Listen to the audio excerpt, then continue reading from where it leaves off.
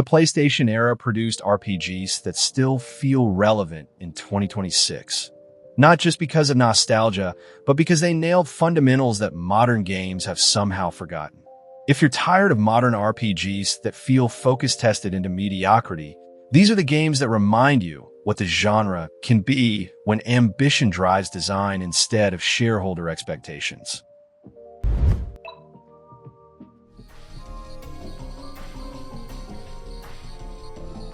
Legend of Dragoon is the most ambitious Sony-developed RPG that history forgot, and its commitment to QT-based combat makes it feel more modern than turn-based contemporaries. Released in 1999, this is a game with a 4-disc campaign, transformation sequences that rival anime production values, and a combat system where timing button presses determine success rather than menu selections. Additions require timed button inputs to chain hits. Mastering them makes them more powerful. The system makes every battle engaging. The Dragoon transformations are the visual highlight.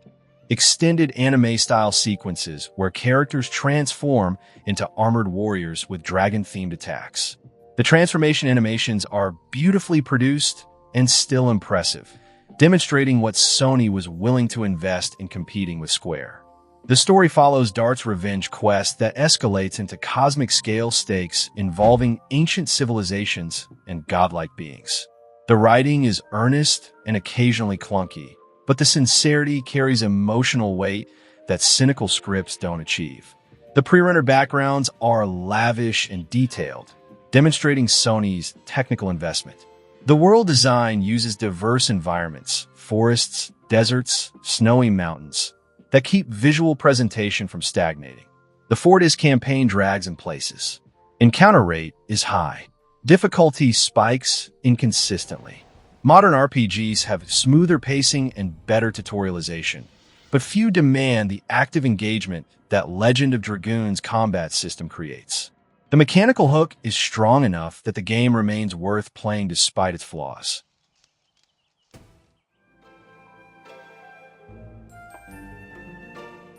Grandia is the adventure RPG that modern games claim to be, but rarely are, a game about exploration, wonder, and a combat system so well-designed it makes turn-based battles feel genuinely dynamic. Released in 1997 in Japan and 1999 in the West, this is a JRPG where the story is deliberately simple and the mechanical execution is nearly perfect. The IP bar visualizes turn order in real time. You can interrupt enemy attacks by timing moves strategically. Canceling spells feels actively tactical. The magic and skill systems build character identity through use-based progression. Use fire magic and it levels up independently. Swing a sword repeatedly and sword skills improve. The growth is organic and encourages experimentation rather than optimizing toward a specific build from the start. The story follows Justin, a young adventurer who dreams of exploration, and the game commits to that tone completely. This isn't saving the world from ancient evil. It's discovering new places, meeting cultures, and slowly realizing the scope of the adventure you're on. The writing is warm and earnest in ways that modern games often avoid for fear of seeming uncool. The character designs by Takahiro Oda are expressive and charming. The voice acting is surprisingly strong for PS1 era, with performances that carry personality without overacting. Some dungeons drag with repetitive encounters. The encounter rate is high during backtracking. Modern RPGs have more complex stories and grander scale, but few have combat that feels as responsive and satisfying as Grandia's IP system. That tactile engagement is rare. Well, let's get to... Breath of Fire 4 is the most visually stunning PS1 RPG that nobody talks about, and its commitment to 2D sprite work in 1999 makes it look better in 2026 than contemporaries that chased 3D. Released in 2000, this is a game with hand-drawn character sprites, gorgeous pre-rendered backgrounds, and an art direction that prioritizes beauty over technical showmanship. Character sprites are large and fluidly animated. Watercolor backgrounds with parallax create depth. Dragon transformations are beautifully animated. The combo system lets party members chain attacks together by timing inputs correctly, creating sequences that reward coordination without demanding perfect execution. The Dragon Gene system gives Ryu access to multiple transformation types with distinct abilities, and finding optimal forms for specific encounters adds strategic variety. The story follows Ryu and Nina investigating why the world's gods are disappearing, and the narrative explores imperialism, environmental destruction, and the cost of wielding divine power. The villain Folu is one of the series' most sympathetic antagonists. His actions are terrible, but his motivations are comprehensible and tragic. The Master System lets characters apprentice under various masters to learn unique skills and stat bonuses. Finding and recruiting these masters adds an exploration layer that rewards thorough investigation. The opening is slow and some dungeons drag. Difficulty is inconsistent. Modern RPGs prioritize 3D graphics and voice acting, often at the expense of visual artistry. Breath of Fire 4 chose beauty over technology, and that choice is why it still looks impressive while technically superior contemporaries look dated.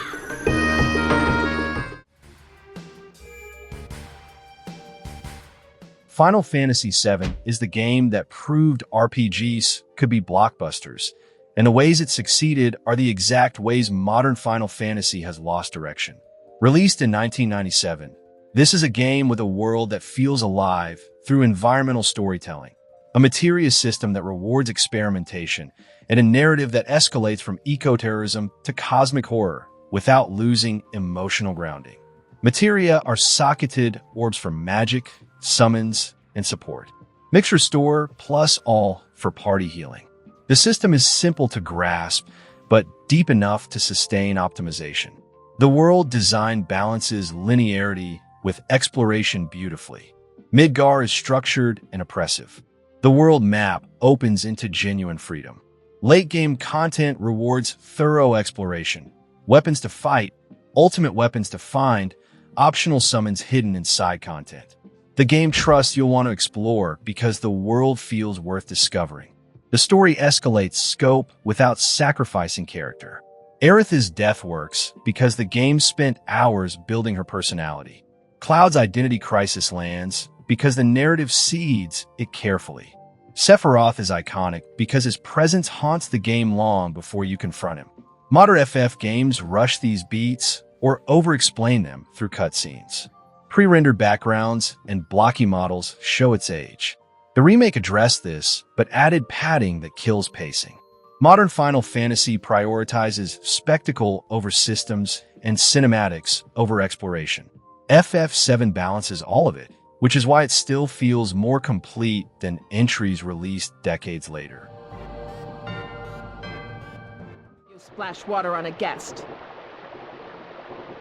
Valkyrie Profile is one of the most mechanically inventive RPGs ever made, and its refusal to explain itself is both its greatest strength and the reason most players bounced off it immediately.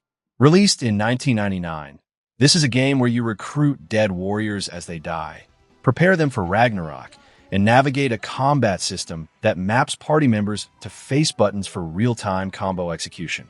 Each party member maps to a face button. Chaining attacks creates combos. Timing presses builds the special gauge. You recruit warriors at the moment of their death. Their death scenes are tragic vignettes. You train them, then send them to Valhalla. The system creates constant roster turnover. The multiple endings branch based on how you manage Odin's requests. The game tracks dozens of hidden variables that determine which ending you get, and discovering the true ending requirements without a guide is nearly impossible.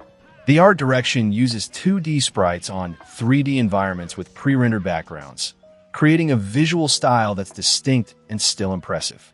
The character designs are detailed and expressive, but critical mechanics are hidden. Optimal play requires understanding systems the game never explains. The true ending demands specific actions across the entire play, through with zero indication. Modern design would tutorialize the combat, explain the Einherjar system clearly, and make the true ending accessible without guides. Valkyrie Profile refuses all of that and demands you figure it out.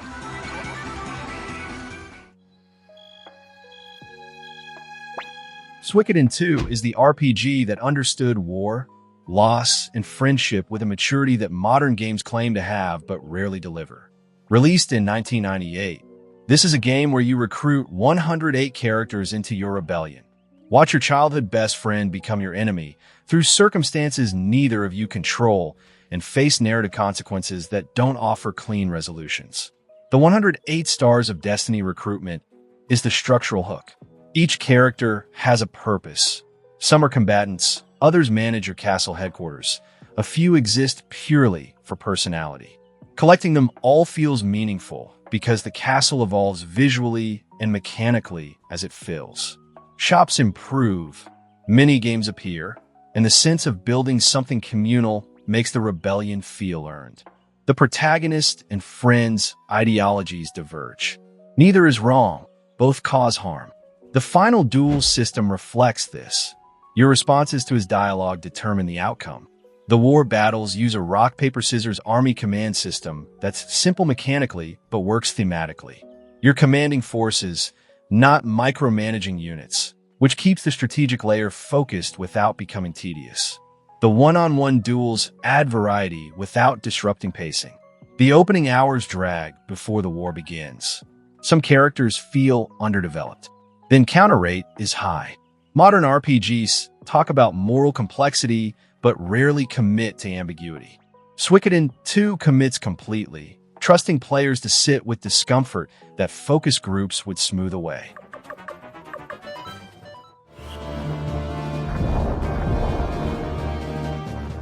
Final Fantasy Tactics is the tactical RPG that modern strategy games still can't match for depth, build variety, and encounter design that demands actual thinking. Released in 1997, this is a game where the job system creates nearly infinite character customization. Battles operate on multi-tiered maps, where elevation and facing direction determine success, and the difficulty refuses to hold your hand even once. 20 jobs with abilities mixed through secondary skills. A chemist with black magic, a knight with time magic. The combinations are staggering. Mastering jobs unlocks advanced classes. The story treats medieval politics seriously. Class warfare, religious manipulation, noble betrayal. The narrative assumes you're paying attention. The difficulty is brutal and fair simultaneously. Positioning matters more than levels. Action economy is everything. Friendly fire is always on, making areas spells risky. Certain fights are genuinely hard. Wheatgraph at Ryavane's castle remains one of the genre's most infamous difficulty spikes. But the tools to succeed exist if you understand the systems. Animations can't be skipped, and menu navigation is slow. Modern tactical RPGs prioritize accessibility over depth. They streamline systems, reduce complexity, and make builds difficult to screw up. FFT assumes you'll learn or fail, and that philosophy creates engagement that tutorials can't replicate.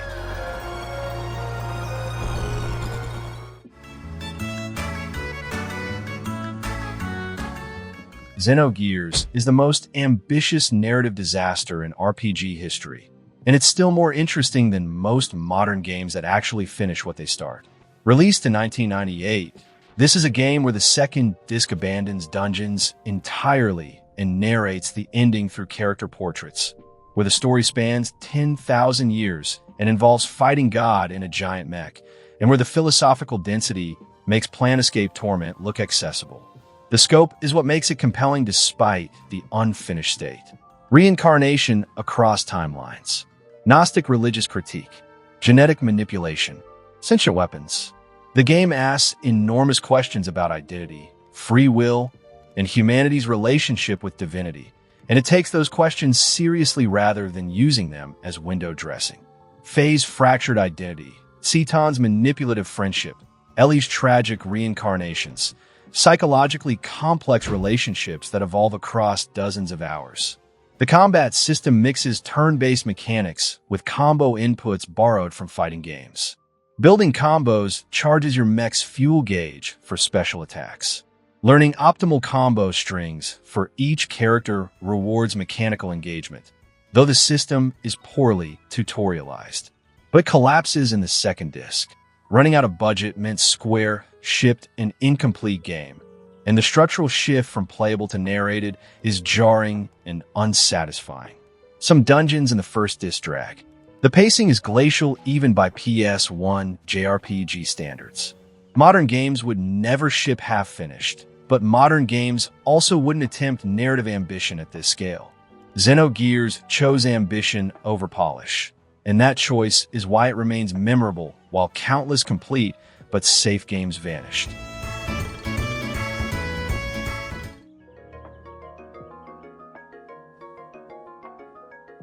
Chrono Cross is the most polarizing sequel ever made, and its willingness to reject what players expected is exactly what modern game design has abandoned. Released in 1999, this is a game with 45 recruitable characters, a parallel world system that recontextualizes the entire narrative, and a battle system built around elemental fields rather than traditional magic points. Elements replace MP with stamina. Using abilities requires building momentum. Manipulating field color determines effectiveness. The 45-character roster is divisive. Most receive minimal development. The game prioritizes breadth over depth. The parallel world structure is ambitious. Choices in one reality affect the other. Characters who died in home world are alive in another world. The narrative uses this to explore identity and consequence in ways that sequels rarely attempt.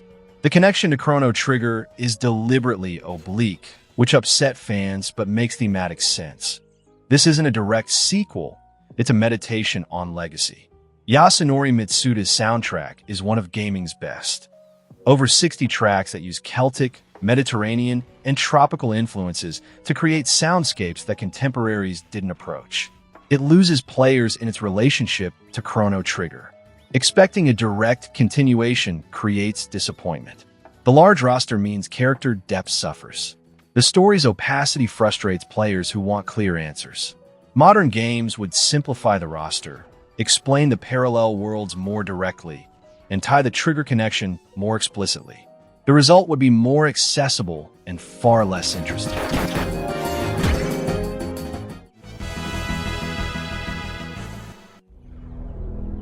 Star Ocean: The Second Story is the PS1 RPG that demonstrates how much content you can pack into a single game when you're willing to hide most of it behind player choice. Released in 1998, this is a game with 87 different endings, a private action system that creates branching character relationships, and a crafting system so deep it could sustain its own game. Choosing Claude or Rena fundamentally changes the story. Different party members and plot threads open. Replayability is built into the structure. The private action system lets you explore towns separately from your party, triggering character-specific events that affect relationships and story outcomes. Who you speak to, what dialogue options you choose, which party members are present.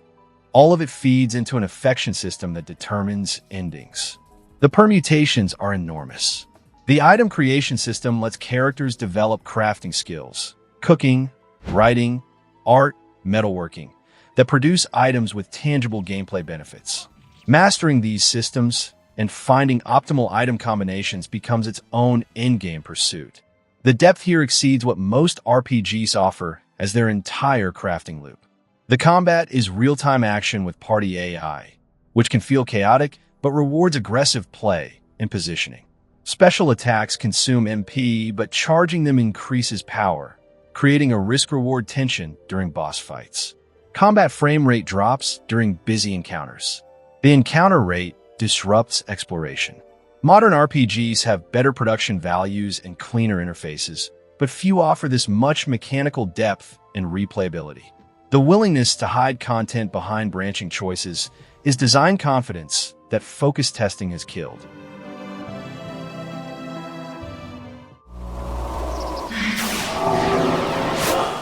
Vagrant Story is what happens when you give Yasumi Matsuno total creative control and a technical team willing to push the PS1 beyond its limits. Released in 2000, This is an action RPG where weapon crafting involves understanding material types and enemy-specific affinities, where the story is told through well-written dialogue, and where the art direction is so confident it's still visually striking in 2026. Weapons have blade, grip, and gem components. Each material type affects damage against specific enemies. The system is barely tutorialized. The combat uses real-time action with RPG stat calculations underneath. Chain attacks, break arts, risk management, all operating simultaneously during encounters that demand precision timing. The depth is overwhelming initially and rewarding once mastered. The story follows Ashley Wright investigating a cult.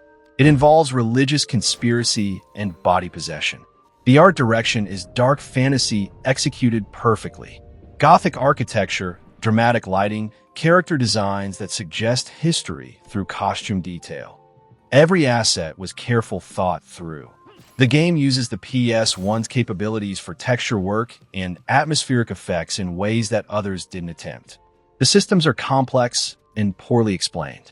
The pacing is slow. The difficulty spikes punish players who don't understand the weapon affinity system. Modern RPGs tutorialize everything. Vagrant Story tutorializes nothing and trusts you'll invest the effort or move on.